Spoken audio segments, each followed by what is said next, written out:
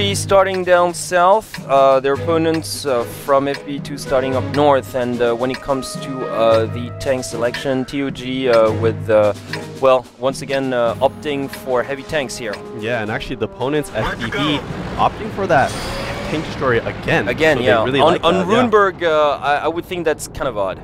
I mean, it could work out for them because some of these streets are straight, especially the streets coming in from that city edge. They're very straight, so that tank destroyer could pay off depending on where these teams are positioned. So it's still, yeah, you're right. Some of these streets are pretty much straight. I'm pretty sure they're going to go for a city push though, and it looks like they are. Actually, FBB2 just committing all their heavy tanks towards the inner city, and yeah, the tank destroyer following them. Yep. And the two scouts, of course, going out to that field to scout to see if any cheeky pushes come out from that field area, and both teams now looking to secure the city. Yeah, definitely. We got one T1 here. Ulrich von Beck, as a matter of fact, just riding out to the main intersection where all the roads converge to the west at the central part of the map.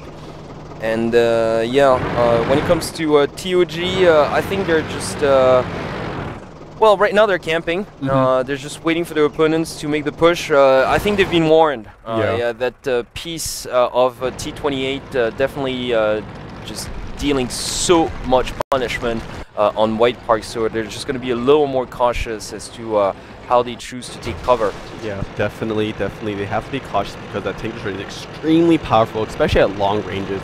Has a really good view range, really good accuracy as well. You know what? If I were TOG, I possibly would have traded one heavy tank for an AMX-13. Oh, you think so? That's what I would have done for a flanking maneuver.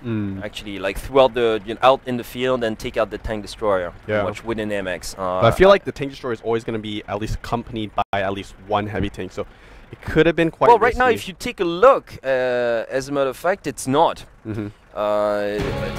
It's pretty much camping on the city edge within the starting position. The two scouts are out on the field. When it comes to TOG, they've got one scout right there in the intersection to the west and within the inner city, and the other one smack in the middle of the field out there.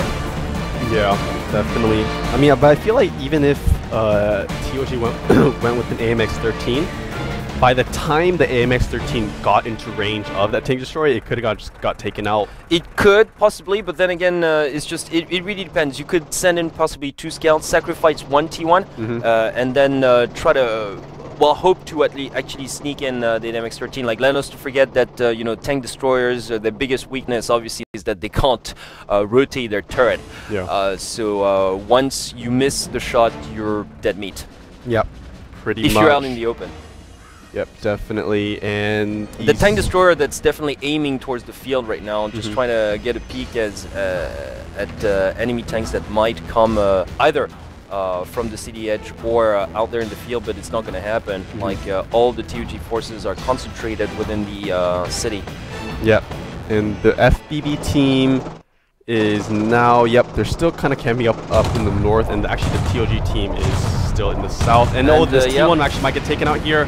But he's left with a little under. Oh, he's on fire and he will get taken out. Yeah, he's taken down by the Black 77, drawing first blood for TOG. So FBB2 down a T1 here.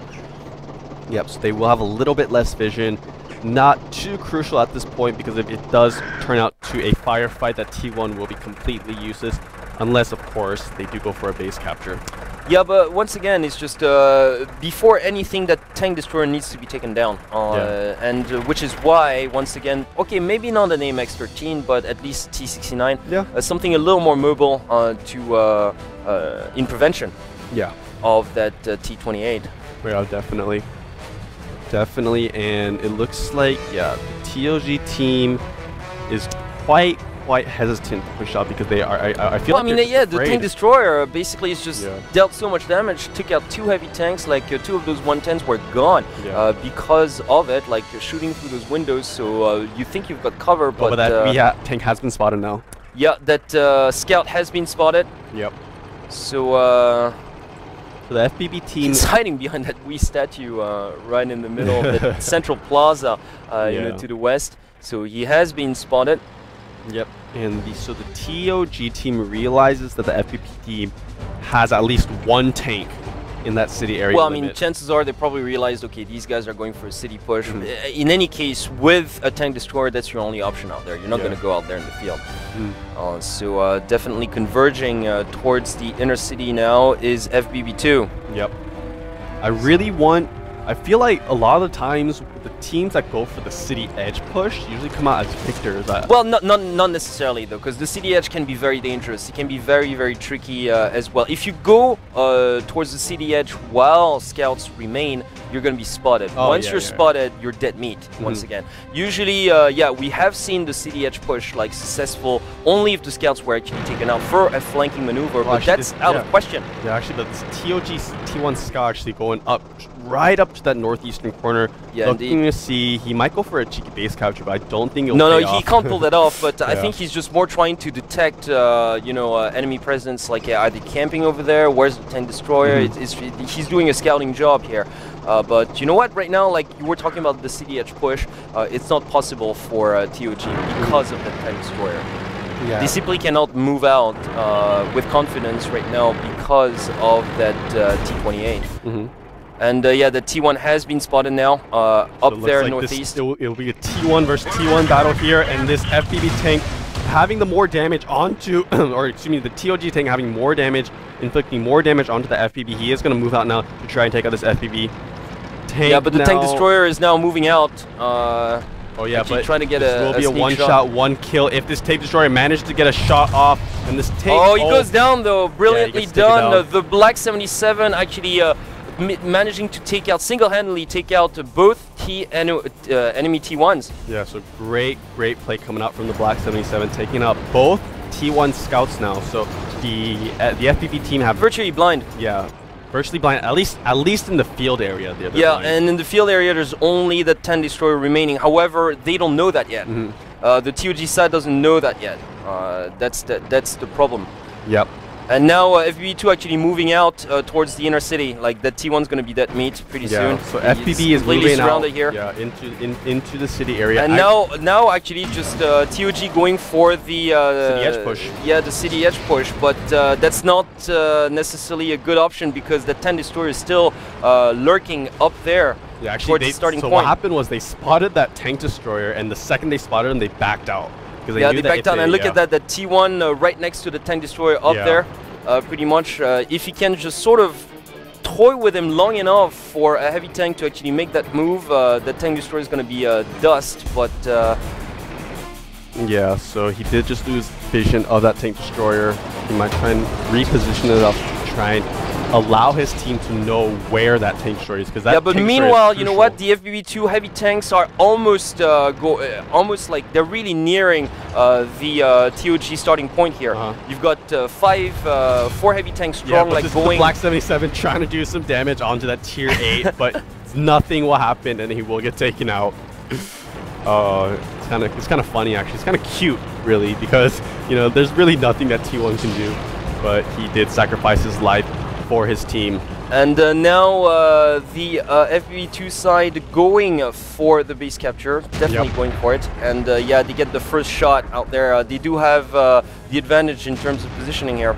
Yeah, so actually FBB in a slightly disadvantageous position because they are slightly in the open. If they're you know what? They're actually leaving themselves open for flank right now. The TOG team using the city edge to outmaneuver their opponents, and right now they're coming on both fronts. Yeah.